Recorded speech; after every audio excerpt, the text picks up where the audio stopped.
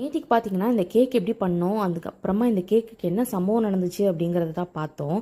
இன்னைக்கு வந்து அந்த சம்பவத்திலேருந்து நான் எப்படி இந்த கேக்கை காப்பாற்றினேன் அப்படிங்கிறது தான் நான் இந்த வீடியோவில் காமிக்க போகிறேன். ஸோ இந்த கேக்கை வந்து நான் காப்பாற்றினேன் அப்படிங்கிறத விட இந்த கேக்கை காப்பாற்றினது யார் அப்படின்னா என் ஹஸ்பண்ட் தான்.